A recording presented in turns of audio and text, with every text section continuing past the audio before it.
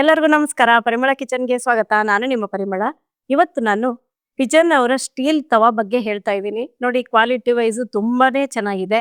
ನೀವು ಎಲ್ಲಾ ತವಾ ತಗೊಂತೀರಾ, ಒಂದು ದೋಸೆಗೊಂದು ತಗೊಂತೀರಾ, ರೊಟ್ಟಿಗೊಂದು ತಗೊಂತೀರಾ, ಬೇರೆ ಬೇರೆ ತರ ತಗೊಂತೀರಾ. ಇದನ್ನ ಒಂದು ತಗೊಂಡ್ರೆ ಸಾಕು, ಎಲ್ಲಾ ವಿಧದ ರೊಟ್ಟಿ, ಚಪಾತಿ, ದೋಸೆ, ಹೋಳಿಗೆ ಎಲ್ಲ ತರನು ಮಾಡ್ಬೋದು. ಕ್ವಾಲಿಟಿ ವೈಸ್ ಹೇಳ್ಬೇಕಂದ್ರೆ ವೆರಿ ಗುಡ್ ಕ್ವಾಲಿಟಿ. ನಾನು ತುಂಬಾ ದಿನದಿಂದ ಬಳಸ್ತಾ ಇದ್ದೀನಿ. ನಿಮಗೂ ಇವತ್ತು ಇದನ್ನ ತೋರಿಸ್ಕೊಡೋಣ ಅಂತಂದು ರಿವ್ಯೂ ಮಾಡ್ತಾ ಇದ್ದೀನಿ. ನಾನ್ ಸ್ಟಿಕ್ಕು ಅಲ್ಲ, ಕೆಮಿಕಲ್ಲು ಅಲ್ಲ, ಸ್ಟೈನ್ಲೆಸ್ ಸ್ಟೀಲ್ ತವಾ ಆಗಿರೋದ್ರಿಂದ ಎಲ್ಲಾ ರೀತಿಯ ಅಡುಗೆಗಳನ್ನು ಮಾಡ್ಕೋಬಹುದು. ಆರೋಗ್ಯದ ಬಗ್ಗೆ ಚಿಂತೆನೆ ಬೇಡ. ಇದು ಫ್ಲಿಪ್ಕಾರ್ಟ್ ಅಲ್ಲಿ ಮಾತ್ರ ಸಿಗೋದು.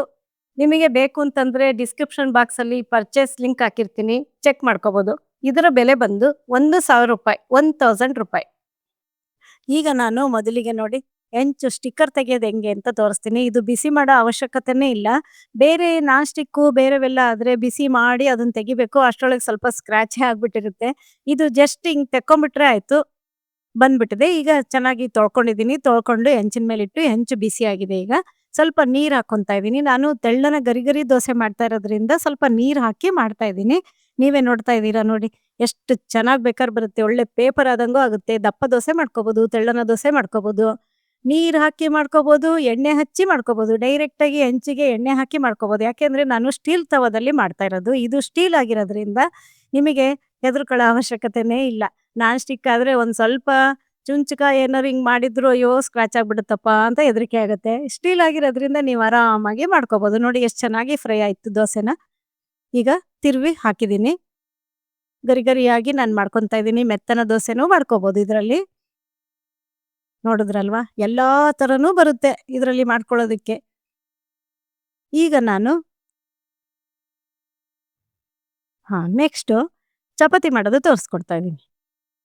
ಎಷ್ಟು ಚೆನ್ನಾಗಿ ಉಬ್ಬುತ್ತೆ, ಸ್ಮೂತಾಗಿ ಆಗುತ್ತೆ. ನೋಡಿ ಈಗ ಹೆಂಗ್ ಉಬ್ಬ್ ಬರುತ್ತೆ, ನೋಡಿದ್ರಲ್ವಾ.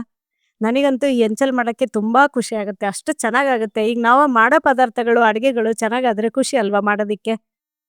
ಉಬ್ಬಿದೆ ನೋಡ್ರಿ, ಒಳ್ಳೆ ಪೂರಿ ಉಬ್ದಂಗೆ ಉಬ್ತು. ಕ್ವಾಲಿಟಿ ವೈಸ್ ಹೇಳಿದ್ರೆ ತುಂಬಾ ಚೆನ್ನಾಗಿದೆ ಇದು. ಅದಕ್ಕಾಗಿನೇ ನಾನು ಪದೇ ಪದೇ ಹೇಳ್ತಾ ಇದ್ದೀನಿ ಅಷ್ಟೇ. ಎರಡೂ ಕಡೆ ಚೆನ್ನಾಗಿ ಬೇಯಿಸ್ಕೊಂಡೆ, ಒಳ್ಳೆ ಪರೋಟ ಆದಂಗೆ ಆಗಿದೆ.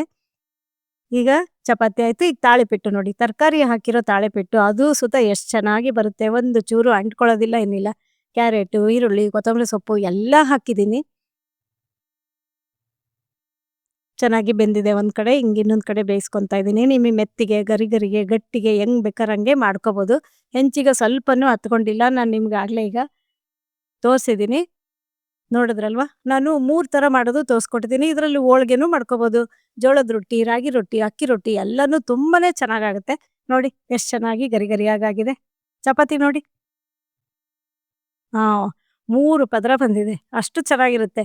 ಬೆಳಗ್ಗೆ ಮಾಡಿದ್ ರಾತ್ರಿ ತಿಂದ್ರು ಅಷ್ಟು ಚೆನ್ನಾಗಿರುತ್ತೆ. ಅಷ್ಟು ಚೆನ್ನಾಗಿ ಸುಡುತ್ತೆ, ಇದರಲ್ಲಿ ಚೆನ್ನಾಗಿ ಬೇಯುತ್ತೆ. ತಾಳಿಪಿಟ್ಟು ಅಷ್ಟೇ ತುಂಬಾ ಚೆನ್ನಾಗಾಗಿದೆ.